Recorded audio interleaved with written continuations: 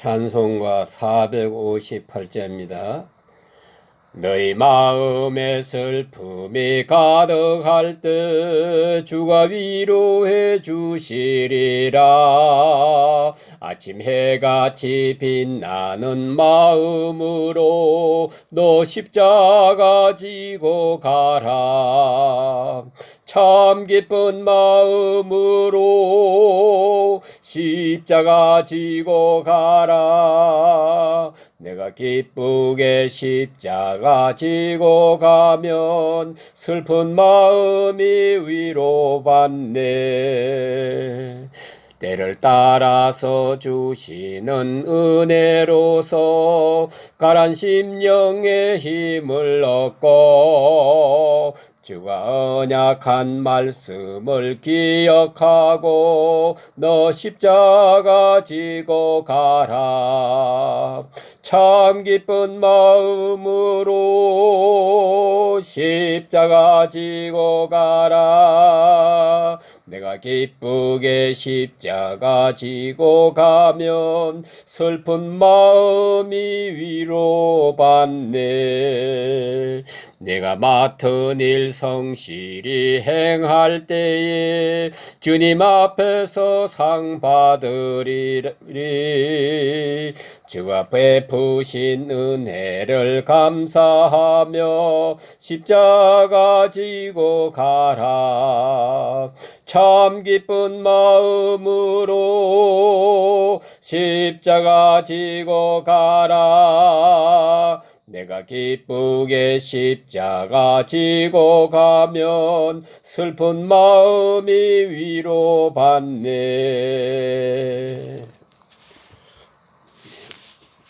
기도드리겠습니다.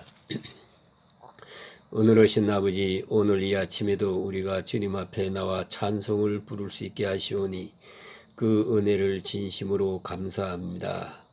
이 자유와 또 그리고 우리에게 주신 성령의 감화를 인하여 주께 영광을 돌립니다. 여러 가지로 암담하고 괴롭고 그리고 풀리지 않는 많은 문제가 있지만은 이 많은 문제와 그리고 근심, 걱정, 의심을 누르고 주님의 주신 은혜를 생각하며 주께 영광을 돌립니다. 이미 베푸신 은혜에 감사할 뿐만 아니라 오늘 당한 어려움을 통해서도 하나님은 역사하시고 이제 분명 저 앞에 하나님의 약속이 있음을 믿고 소망 가운데 감사하고 주께 영광을 돌립니다. 하나님 아버지, 우리는 아무것도 모르는 세상에 살았지만 오늘까지 인도하셨습니다. 오묘한 가운데 놀라운 경륜으로 인도하신 하나님, 이제 남은 시간도 선하신 길로 인도해 주실 것을 믿고 신앙 가운데서 하나님께 감사와 찬송과 영광을 돌리옵나이다. 하나님이여, 주님의 뜻이 계시고 주께서 우리를 사랑하심을 분명히 믿습니다. 원컨대 우리를 궁일이 여기시고 또 궁일이 여기시사 어리석고 우둔한 저희들에게 새 은총을 베풀어 주시기를 기도합니다. 하나님 없이도 살 것처럼 생각하고 돈만 있으면 살고 주의 긍휼이 아니면 우리가 단 하루도 살아갈 수 없는 존재임을 잊어버리고 산 죄를 용서하여 주시옵기를 기도합니다. 자비하신 주여, 주께서 같이 계시는 중에 오늘도 이 민족이 가야 할 길을 가고 또 들어야 할 음성을 듣고 주 앞에 온유 겸손히 행할 수 있게 해주시옵기를 기도합니다. 주님, 하나님 말씀을 바로 전해지게 하시고 주님 말씀이 들려진 곳마다 영이 살고 그 생각이 바른 길을 찾으며 주님의 사람으로 돌아올 수 있게 해 주시옵기를 기도합니다. 오늘도 하루의 모든 삶을 주님께 의탁하옵고 이 모든 말씀 우리 주 예수 그리스도 이름 받들어 간절히 감사하며 기도합나이다. 아멘.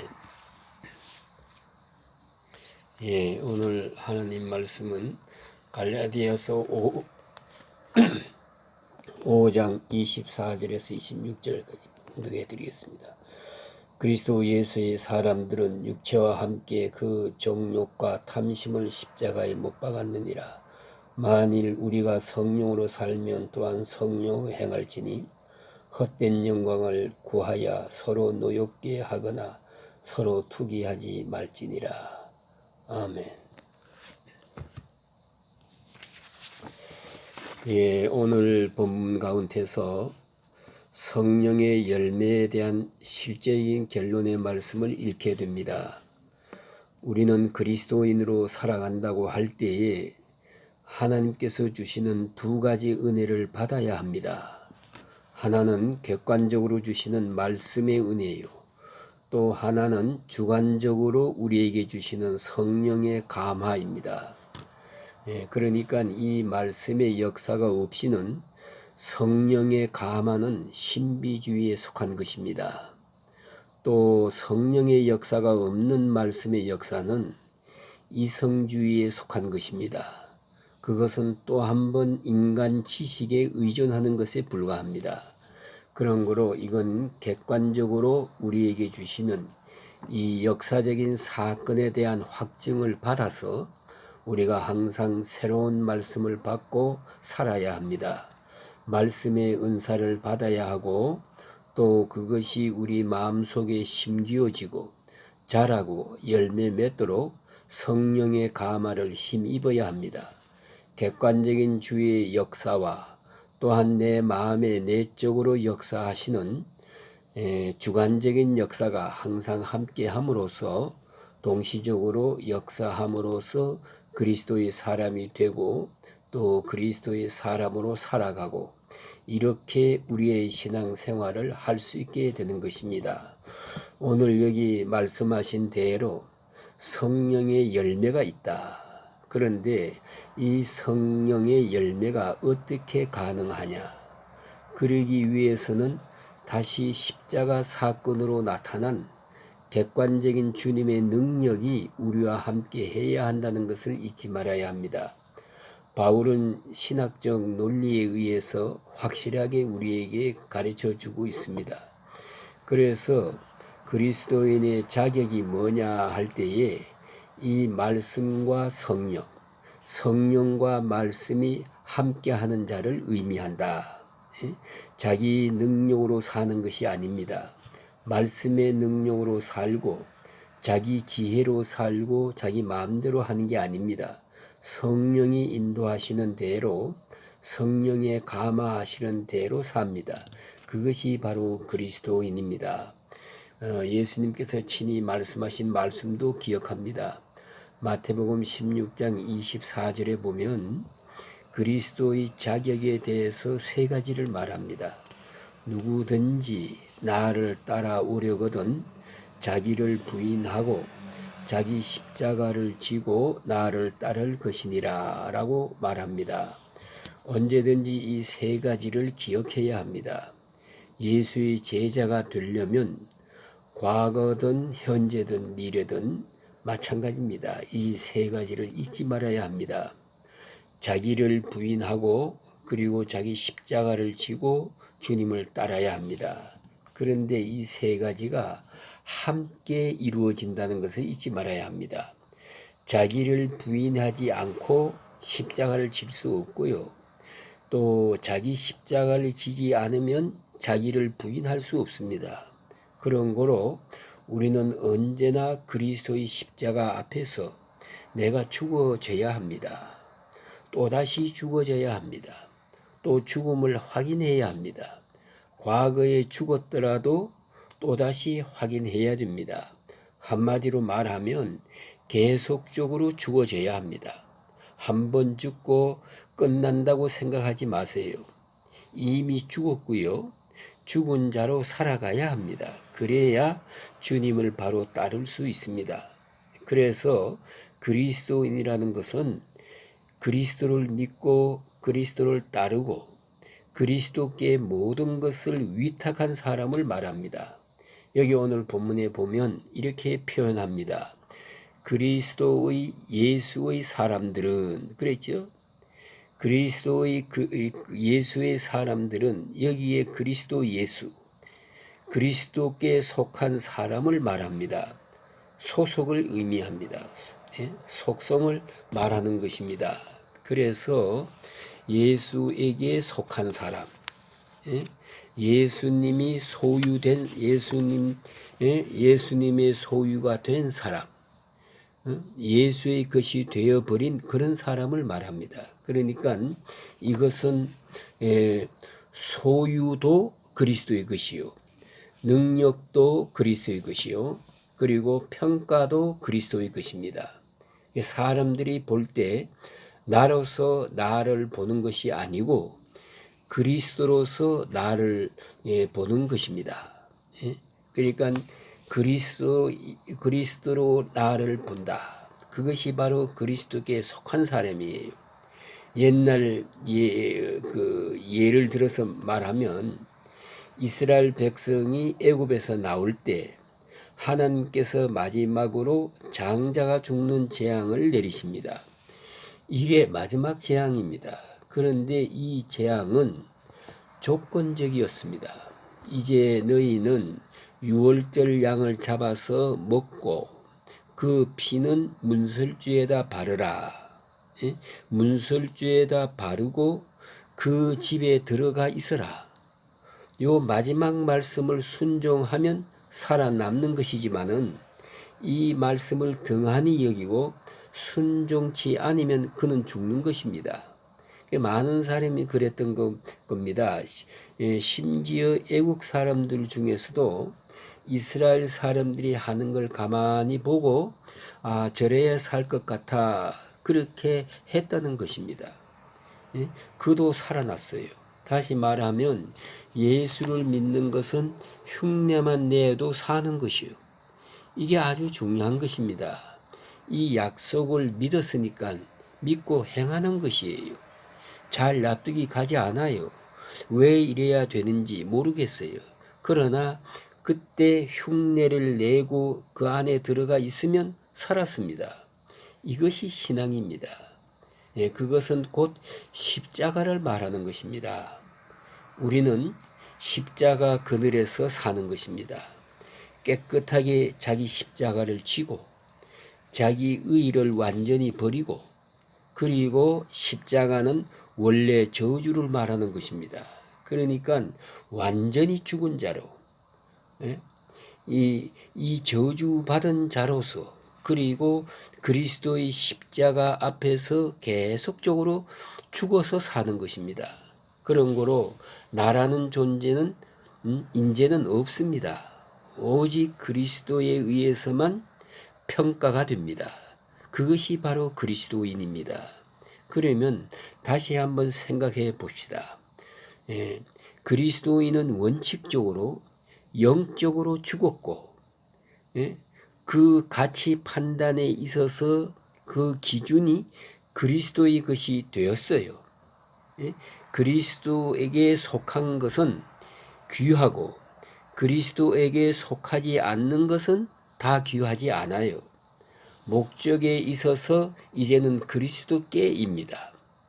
그 고린도후서 5장에 그가 우리를 위하여 죽으신 것은 우리 자신을 위하여 살지 않고 우리를 위해 죽었다가 다시 사신 그를 위하여 살게 하게 위한 것이다. 목적 전환입니다. 비록 우리가 부족하지만은 목적은 뚜렷하게 주님께 있어야 됩니다. 초점은 꼭 맞추고 살아가야 합니다. 작으나 크나 모든 일의 목적은 주님께 둡니다. 옛날 내가 가졌던 화려한 것, 그 목적은 다 어디 갔습니까? 내 본래의 욕심과 뜻은 다 어디 갔습니까? 십자가에 못 박아 버렸어요. 십자가 밑에 다 묻어버리고 그리스도가 내게 준 목적만을 위해서 사는 것이에요. 목적에 있어서 십자가에 못 박힌 것이요. 그러니까 의미에 있어서도 죽었고 기쁨에 있어서도 죽었어요. 옛날에 그렇게 좋아하던 것 이제는 좋지 않아요. 옛날에는 그런 거로 벌써 십자가에 못 박힌 것입니다. 다시 한번 생각해 보세요. 십자가란 뭡니까? 자원적이고 선택적인 것을 말하는 것이에요. 억지로 죽어지는 게 아닙니다. 내가 죽는 것은 그게 십자가인데 얼마든지 안 질 수도 있어요. 예수님이 여러 번 말씀하십니다. 내가 십자가를 지지 않으면 그러면 이 일이 이루어지리라 하신 이 성경 말씀은 어떻게 이루어지겠느냐. 요한복음 6장에서 누가 내에게 빼앗은 것도 아니요 내가 스스로 버렸노라. 목자가 양을 위해서 죽는 것이 꼭 죽어야 할 이유가 어디 있습니까? 양을 사랑하기에 하는 일이지 양을 위해 죽을 이유가 사실 하나도 없거든요. 몇 마리 죽어도 상관이 없어요. 그러나 목자는 양을 사랑하고 양을 위해서 스스로 목숨을 버려요. 바로 이런 것이에요. 그런 거로 이것이 십자가입니다. 우리가 흔히 말하기를 제 자식 키우면서도 십자가 진다 그러고 제 남편을 위해 수고하면서도 십자가 진다 그러고 그건 아닙니다. 그러니까 자원적이고 선택적이어야 합니다. 스스로 버리는 거예요. 또한 십자가는 목적적이에요. 살기 위해서 죽는 것이 십자가지 그냥 그저 모르겠다 에라 죽자 그런 얘기가 아닙니다.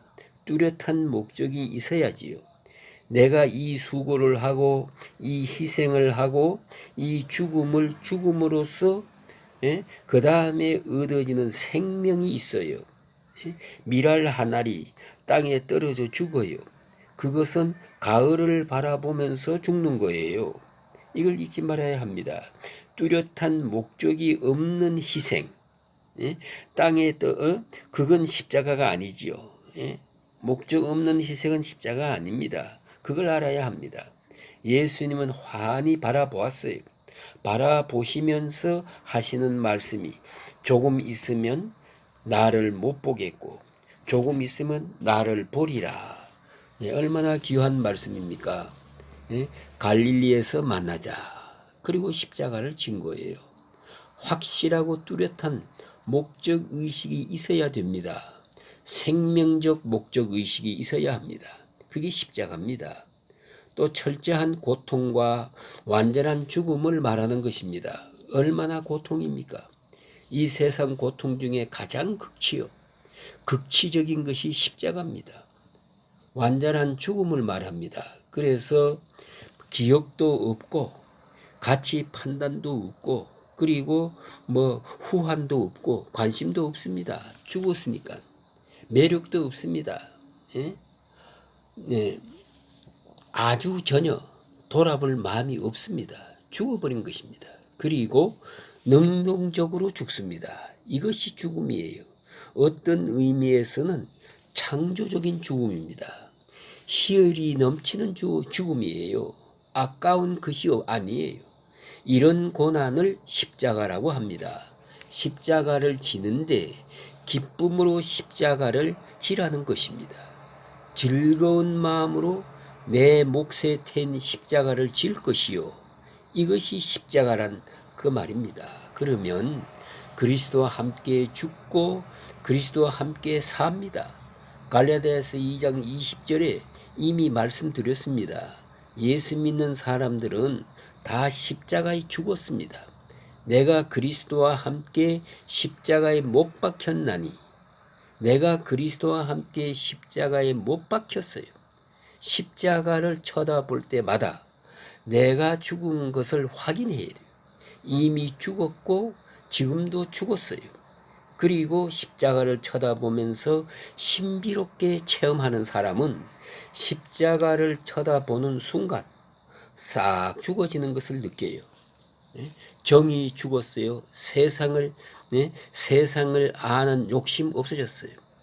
십자가를 쳐다보면서 아주 확실한 죽음을 순간순간 체험하는 것이에요.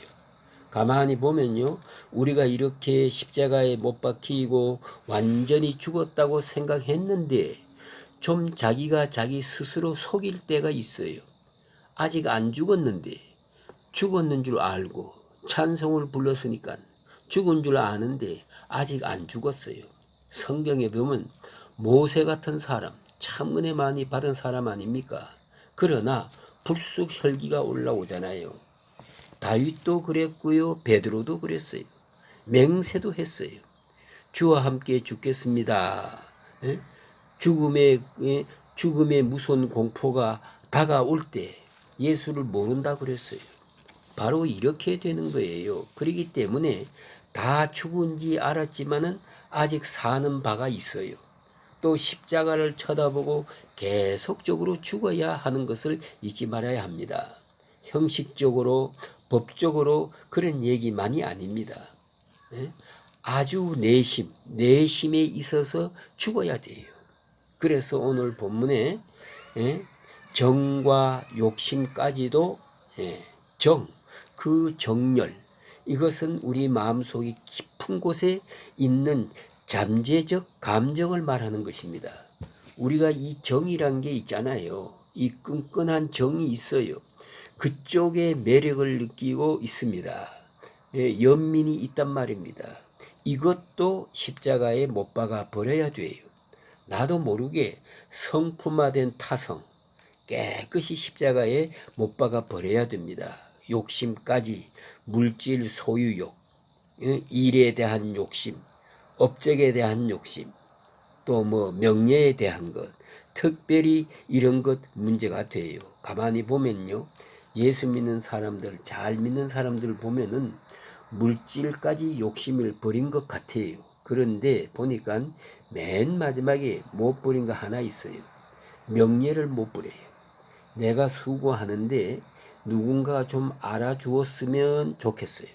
좀 칭찬해 주었으면 좋겠어요. 그것까지 십자가에 못 박아야 돼요. 정과 욕심, 이것까지 십자가에 깨끗이 비워버리면 얼마나 자유하겠어요. 얼마나 편안하겠어요. 이게 예수 믿는 사람입니다. 그래서 바울은 오늘 본문에서 아주 강하게 말씀합니다. 그리스도의 사람들은 육체와 함께, 이건 현실을 말하는 겁니다. 이 정과 욕심까지 십자가에 못 박았느니라. 그 내심적인 것까지 다 십자가에 못 박았느니라. 그런 거로 그리스도와 함께 이미 죽었다. 이제 그리스도와 함께 사는 그 부활의 생명으로 사는 것이다 하는 것입니다. 그래서 그리스도의 사람은 십자가에 죽는 사람이고 오늘 또 십자가를 쳐다보면서 죽음을 체험하는 사람이다. 오늘 또 십자가와 함께 죽고 십자가와 함께 사는 그런 그리스도적 생명을 누리고 사는 것이 그리스도인의 모습입니다. 오늘 여기까지 말씀드리겠습니다. 이 은혜가 함께 하시기를 주의 이름으로 축복합니다.